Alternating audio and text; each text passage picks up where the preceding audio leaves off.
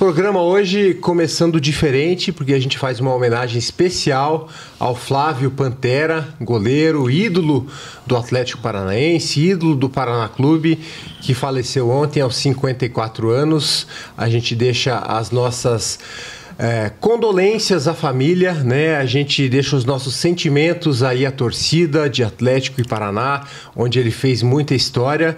E a gente vai começar relembrando um pouquinho do Flávio, né? Carneiro, Mafuz.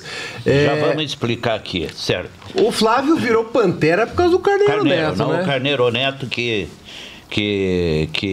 deu esse adjetivo pro Flávio. O Flávio foi ídolo no Atlético e goleiro no Paraná. Mas tem muitos paranistas que consideram ele também como um ídolo, né? Mas no Atlético ele foi. Claro, ele é o jogador, o nono jogador que mais vestiu a camisa do Atlético, 303 partidas, e é o maior campeão da história do Atlético, 9 títulos. O Carneiro, ele numa locução feliz,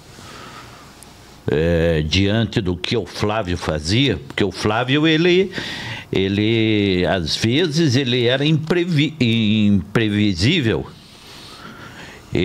Quando você imaginava que ele ia tomar o gol, ele arrumava uma forma de impulsionar o corpo e fazer a defesa.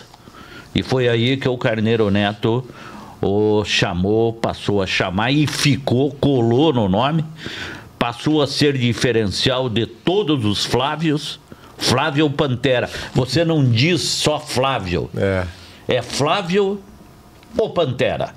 Poderia ser Flávio um santo, de tanto milagre que ele operou durante 2001, principalmente.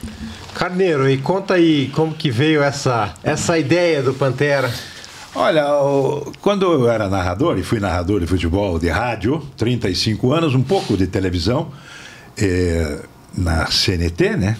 Durante uns 9, 10 anos, acumulava as funções.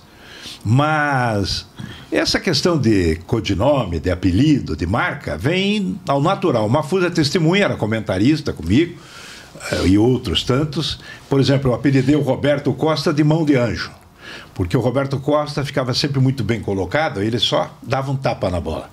E ele agradeceu até. Aliás, todos eles gostaram. O Saulo, o Tigre, né? Na área. Até o Ivair, o menino veneno, um dia desse. O Assis, bicho preguiça. O Assis era o bicho preguiça, também gostou. E outros tantos que eu dei durante a minha carreira e apelidos. Mas o Flávio Pantera foi marcante. E eu fiquei até muito surpreso ontem com o falecimento dele, porque uns 3 meses atrás ele esteve em Curitiba e através do Roberto Caran, que foi Relações Públicas do Atlético, ele me telefonou, o Caran, e passou para o Flávio. E o Flávio pegou e disse: Carneiro Neto, eu disse: sim, é o Pantera e você é o responsável. Ele tinha orgulho do apelido. Sim. Exatamente. Eu achei tão rico isso. Porque não dava, pode ver, você quando vai se referir ao Flávio, todo mundo Flávio fala, né? ou Pantera. Agora, o Flávio... Como é o Saulo o Tigre. O Tigre. Tigre da Você não Vila. diz só Saulo. O Amatuzzi, né, lá atrás, apelidou o Krieger do Flecha Loira. Flecha Loira. Ficou eternamente, né? Sicupira, o rei da bicicleta, e aí vai. Mas no caso do Flávio, especificamente, eu tive uma participação pequena, evidentemente, porque quando o Mário Celso Petralha assumiu a presidência do clube em 1995, ele pediu apoio de várias pessoas, né? E pessoas que foram cuidar da parte jurídica, como foi o caso do João Flori e do Marcos Coelho. O Mafuz, numa ação no Pinheirão, que o escritório do Mafuz ganhou, e também foi a colaborar. O José Carlos Farinhaque trabalhava na questão de jogadores, ele era empresário, né?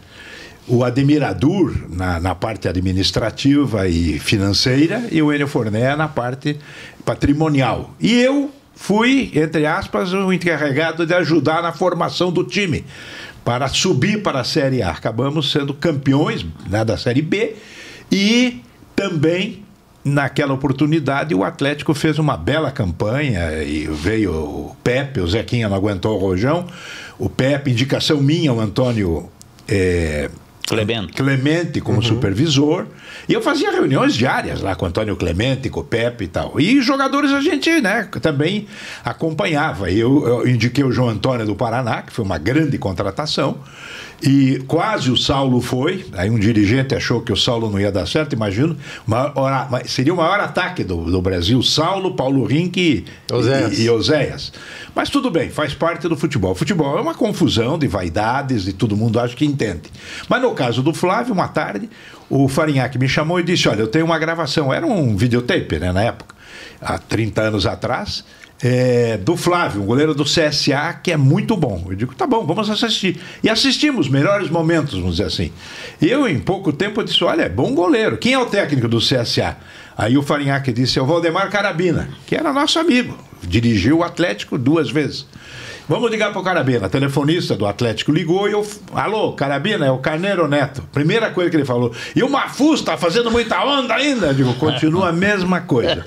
Eu digo, e o tal de Flávia? Bom, Carneiro é muito bom. Vocês estão querendo contratar? O Atlético está. Mas daí o Atlético tem que trazer um contrapeso, Araújo, um zagueiro que não se firmou muito.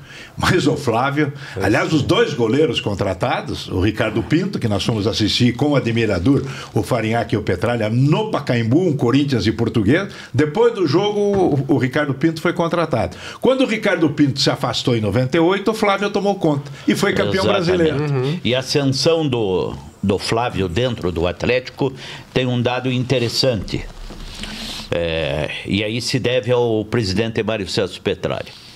O Petralha teve uma reunião na Baixada, numa casa onde era a sede do Atlético, ali do lado.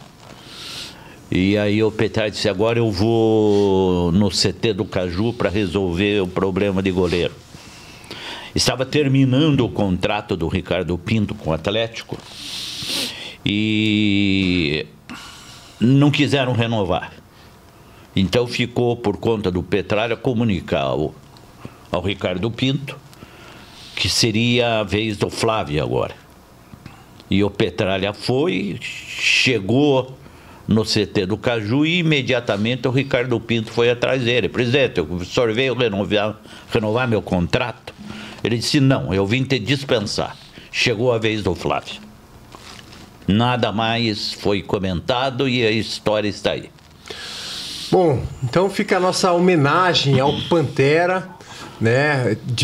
Eu mandei mensagem ontem para diversos ex-jogadores do Atlético, todo mundo muito sentido, né? Todo mundo gostava muito dele. Ele era uma pessoa especial. O Geninho também comentou. O Kleberson fez uma mensagem muito bonita e muito verdadeira.